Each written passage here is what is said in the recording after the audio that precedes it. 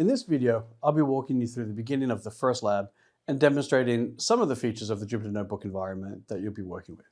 If you'd like to follow along as I go through this, you can go ahead and open up the lab itself in another browser tab, or if you're already familiar with a Python programming environment, a Jupyter Notebook environment, you can feel free to skip ahead to the next video.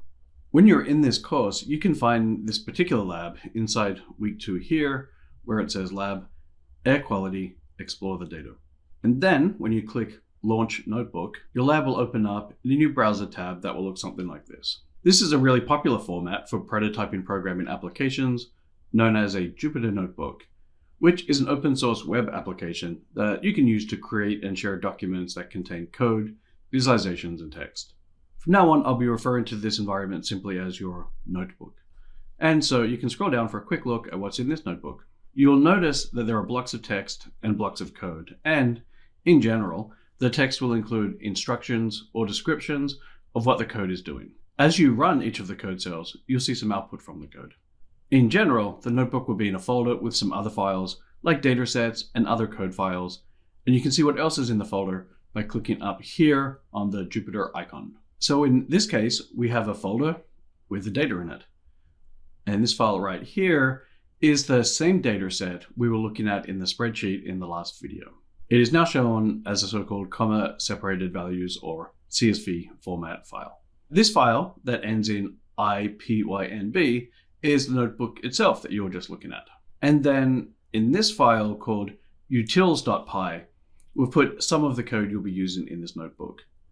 But you don't need to worry about what's in the code here. I just wanted to show you because it's a functionality that we put behind the scenes so as not to clutter up your actual notebook. Now I can click on the Jupyter icon and then this notebook file to go back to the notebook environment.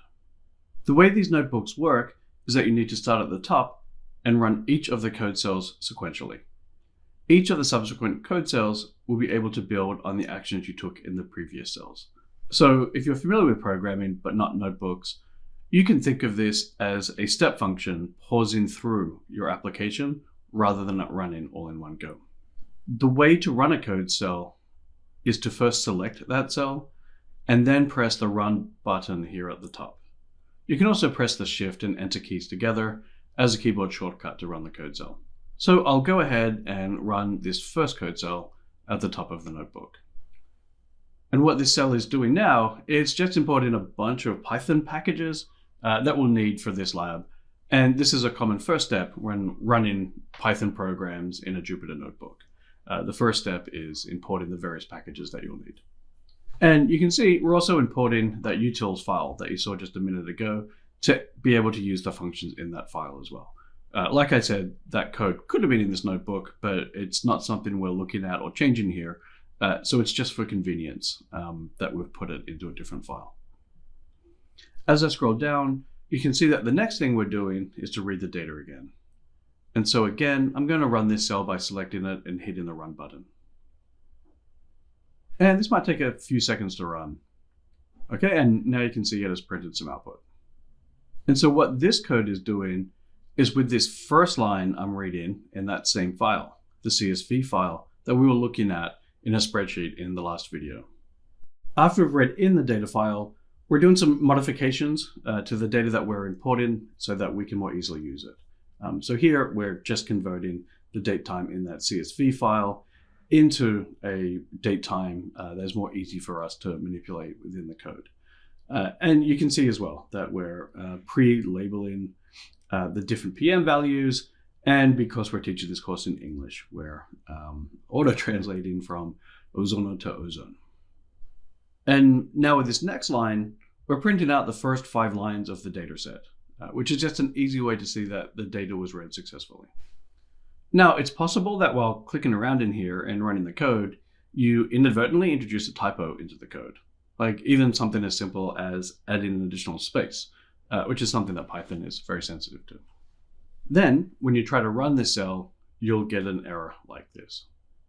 When Python throws an error like this, it'll try to give you an idea of what went wrong in this case. And in this case, correctly saying it's an indentation error. That's what the additional space has done.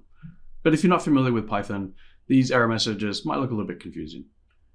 So if you do see an error at some point, Don't worry, that's totally fine, and it probably just means that there's a typo somewhere in the code cell. You can try to figure out why the error is occurring and correct it, or if you can't figure it out and get stuck, you can just reset the lab and start over. To reset the lab, you do that by going up here to the Help menu and choose Get Latest Version. That will return you to the last fresh version of the lab. If there was, in fact, a new version of the lab, you'd be able to update to that new version here. But you can also just use this functionality to refresh your lab and get a new, fresh copy that should allow you to clear any errors they might have introduced while editing the code. Like I said before, I won't be asking you to write any code from scratch, but in some cases, I'll be suggesting changing a parameter or two in order to see some different output. So I don't want you to think about editing the code as completely off limits. Just keep in mind that you might get an error if you have a typo. And that's about all you need to know about Python and Jupyter Notebooks to be successful in these courses.